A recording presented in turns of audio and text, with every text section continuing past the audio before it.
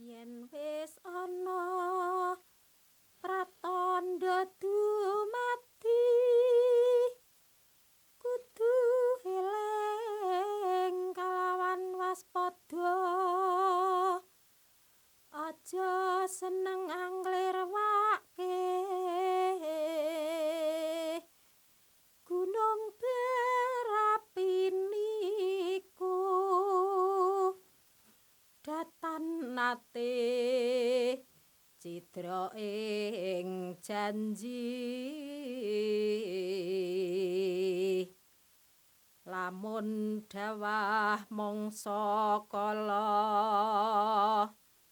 pasti kurdanipun tan suminggir mesti sirna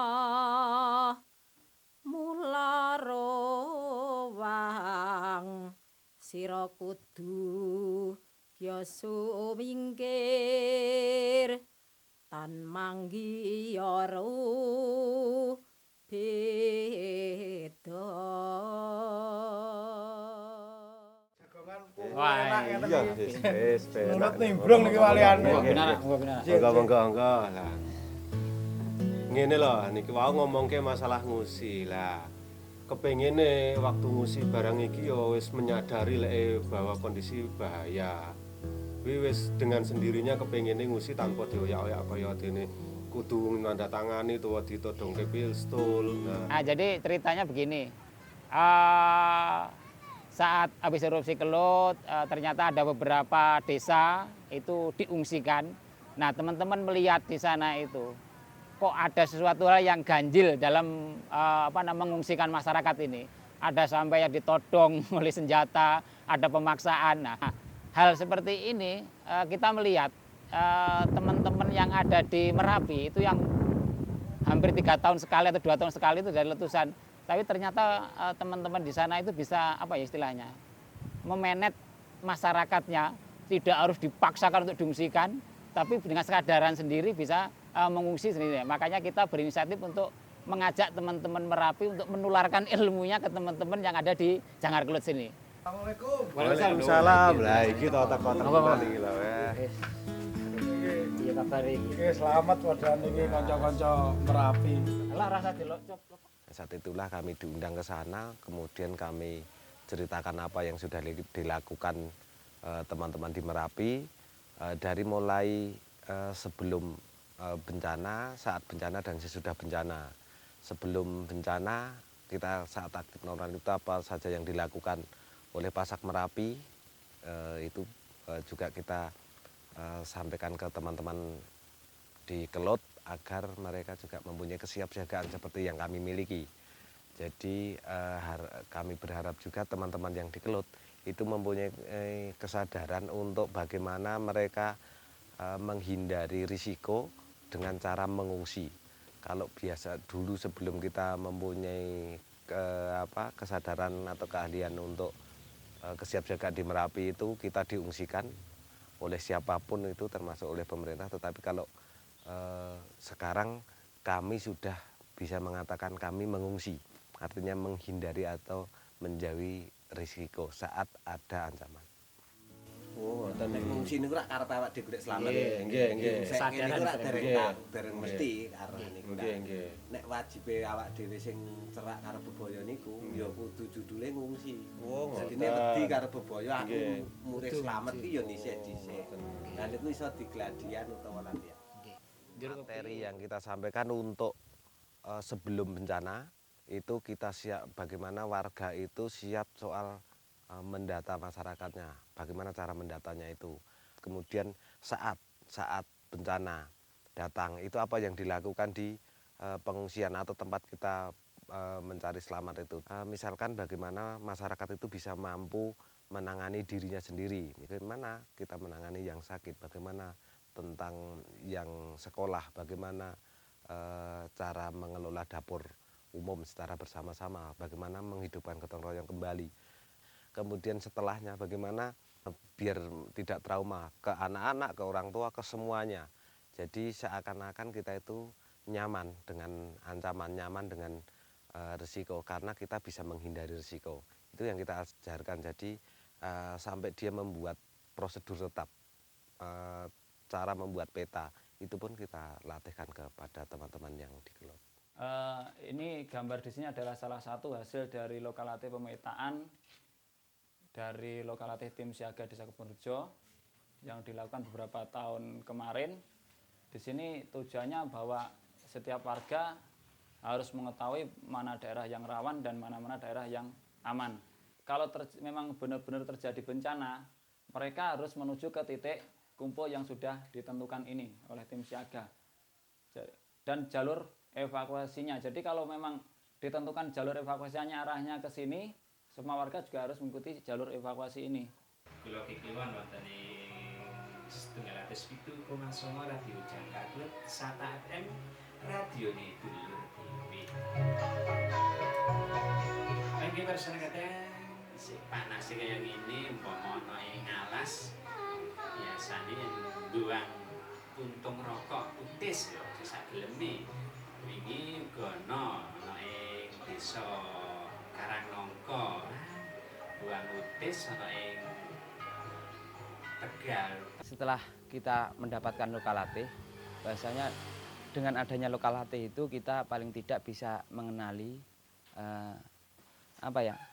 mempraktekkan atau seandainya sewaktu-waktu di jalan atau di rumah, suatu contoh kemarin kita jalan-jalan ada yang kecelakaan, kita bisa membantu. Kemudian pada waktu Kelut ada kebakaran, kita dengan kesiapsiagaan kita bisa meluncur ke sana untuk membantu mematikan api yang terjadi di kawasan Kelut.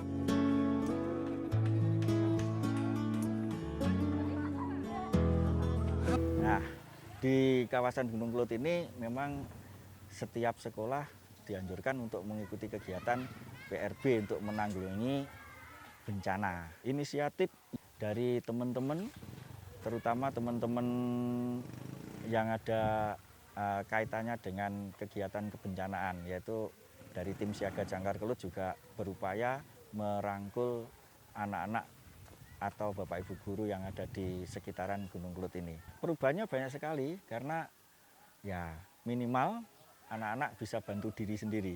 Jadi tidak perlu bapak ibu guru akhirnya repot-repot ngurusi, tetapi anak-anak itu bisa melakukan sendiri.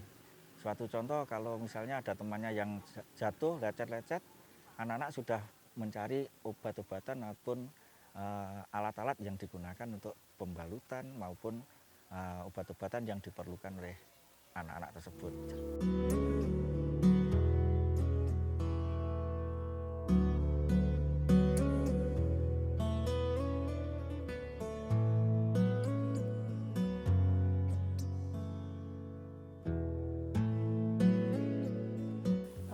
Penanggulangan resiko bencana berbasis gender itu bahwa di dalam penanggulangan resiko bencana itu ternyata perempuan itu bukan hanya sekedar terkena dampak yang paling rentan, tapi juga di situ bisa dimunculkan bahwa perempuan itu juga bisa mengambil peran. Jadi tidak ada gap antara laki-laki dan perempuan, tetapi sama-sama saling mengisi, saling membahu-membahu, dan untuk menghilangkan plot bahwa perempuan itu dalam keadaan lemah, harus dilindungi, harus terkena dampak yang paling beresiko, seperti itu, hanya untuk memahamkan ke orang-orang di sekitaran Kelut itu bahwa perempuan juga bisa ambil peran dan juga bisa mempunyai peran penting di dalam penanggulangan resiko bencana berbasis masyarakat. Selama ini kan penanggulangan resiko bencana itu hanya seputar SOP, seputar keterlibatan secara tidak langsung itu didominan laki-laki, tapi begitu fokus kepada gender, setidaknya mereka tahu ya, bahwa posisi perempuan itu sebenarnya itu juga sangat dominan, juga bisa punya kekuatan.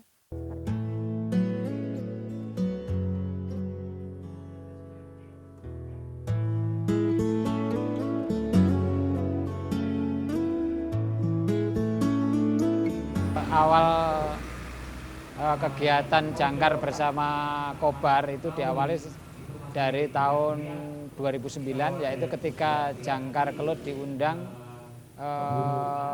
teman-teman Semeru yang melakukan simulasi di Rorombo.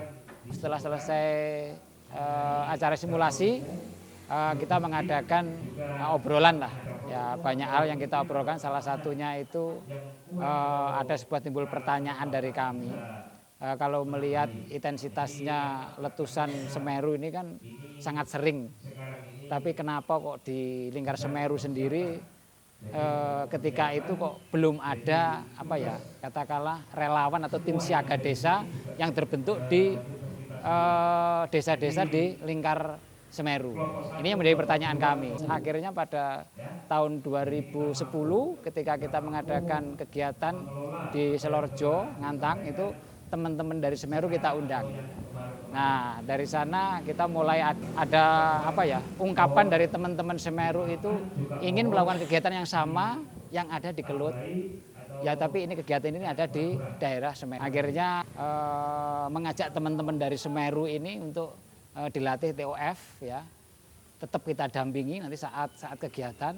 Di luar kita menjalin komunikasi dengan pihak-pihak luar yang mungkin bisa terlibat dalam kegiatan ini.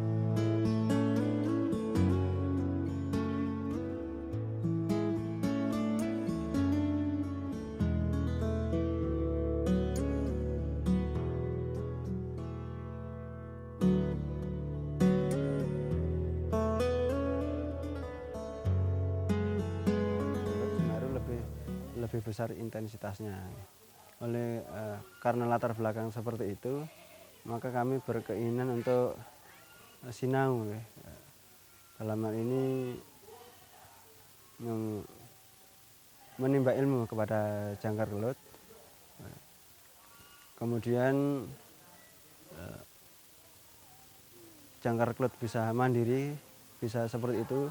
Kami semua yang di Semeru juga berkeinginan bagaimana caranya bisa seperti di Jangkar Kelut.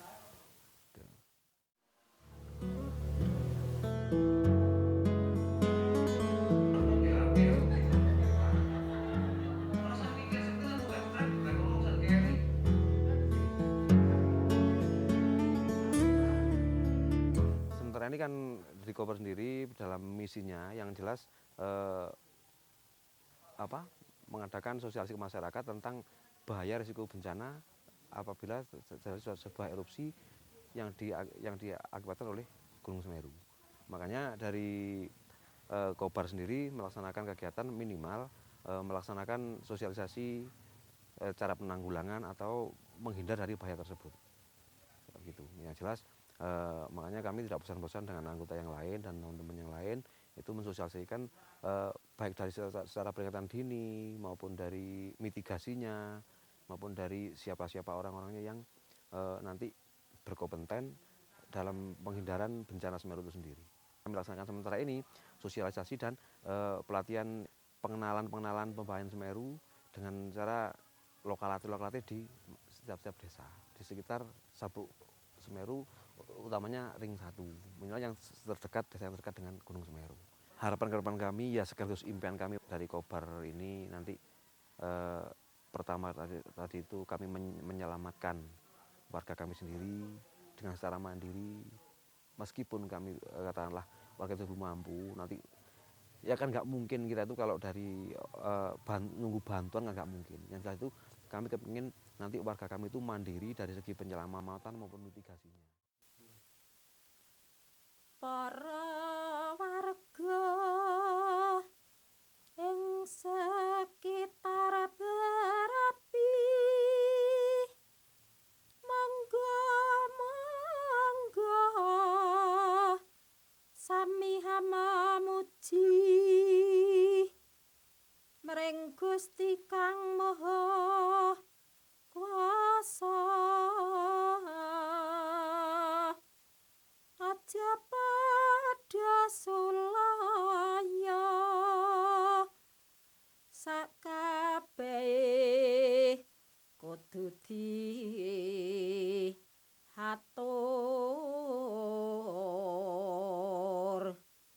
tumindak kang luhur tetulung sama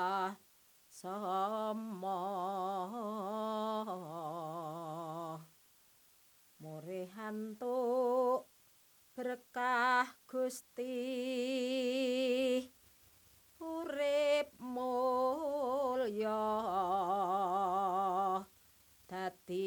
tentrem salawase manggiya suka